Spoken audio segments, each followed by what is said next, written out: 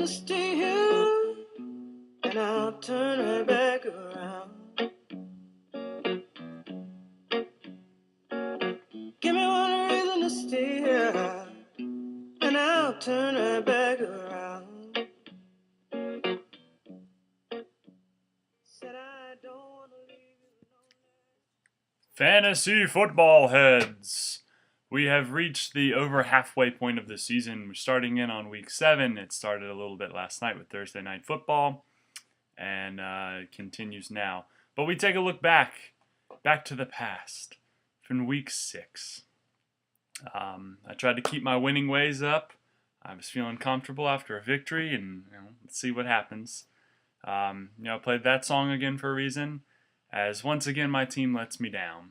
And I just need one reason to have some faith in fantasy football again, and it's just not coming to me. But 97 to 137.3, that's a loss to Jordan's Durham Bison. So congrats, Jordan. Once again over 500 at 4-3. Big Newton looking like Little Newton right now, kind of sitting at 1-6. Loss of words. Score the fewest points in the league every week, and that's Russell Wilson got me 50 points. 50 points. I still lost. He got me over half of my points. I can't even. Anyway, we go to Hershey Bears. He was sitting at 3-3. Jason. Joe's Triangle Firebirds, the surprise of the season, sitting at 5-1. Joe took the victory there with Matt Forte helping him out. 123.5 to 100.8. So Jason drops below 500 at 3-4. Joe continues his winning ways now at 6-1. We move on. We have Flutie and the Blowfish. Taj, a very good season, numbers-wise out of him, record-wise not so much. And Team Shockley, the team I got my lone victory over last week. I think I got lucky that the Steelers had an off week.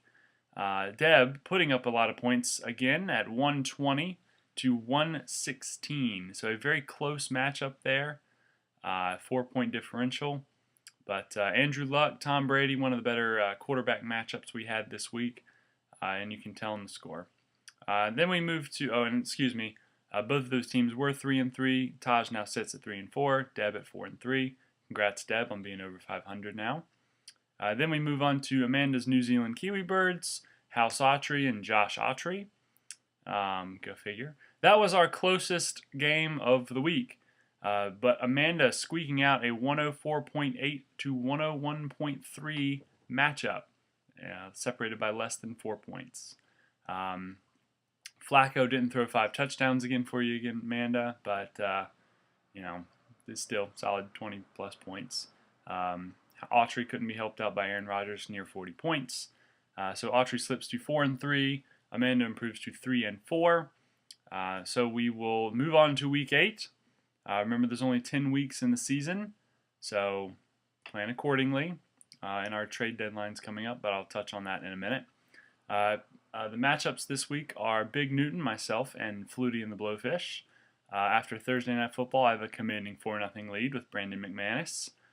My Broncos kicker, I figured might get some field goals. He missed a 50-yarder. So, go figure. It's one of those years. So we'll see what happens there. A couple of waiver wire pickups this week for myself, and we'll see if the magic continues. So we move on to Jason's Hershey Bears, Amanda's New Zealand Kiwi Birds. Both of those teams 3-4. Somebody will be 500 after this week. Somebody will be 3-5. It's looking pretty good for Hershey Bears right now, as Philip Rivers put up 31 points in Thursday Night Football despite the loss. But Amanda obviously can't count her out. Joe's Triangle Firebirds, Jordan's Durham Bison, 2 of the higher scoring teams in the league. We have Jordan already with a 46-0 lead on Joe there. But it still should be a very good game. Of course, you expected big numbers out of Peyton and the rest of that Broncos offense. So we'll see.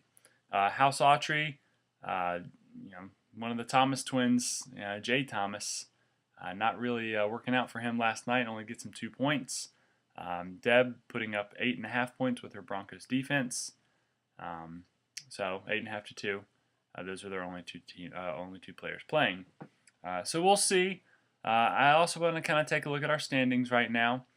Remember, everybody makes the playoffs, so it's good news for me this year. But the 10 seed will play, or excuse me, the 8 seed will play the 1 seed, 7 seed will play the 2 seed, and so on and so forth. But right now we have the Triangle Firebirds. Lo and behold, Joe, with a great fantasy football season so far. It's 6-1. I am 1-6, so that would be the matchup right now. And then we have kind of a logjam after that, as Team Shockley, Durham Bison, and House Autry all 4-3, including the Blowfish, New Zealand Kiwi Birds, and Hershey Bears all 3-4.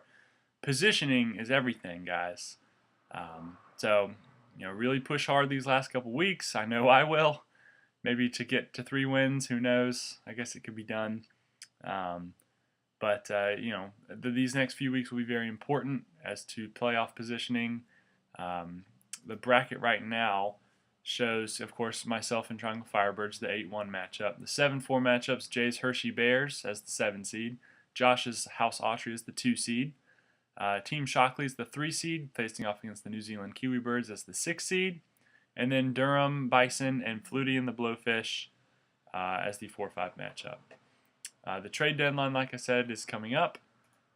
That is, and you'll see it on the home page here, it's in a little brown box, 12 p.m. on Thursday, October 30th, so the end of this month. We'll see. Alright guys, it's been fun. I'll see you later. Go Panthers. Go Big Newton. I don't know. We'll see. Adios.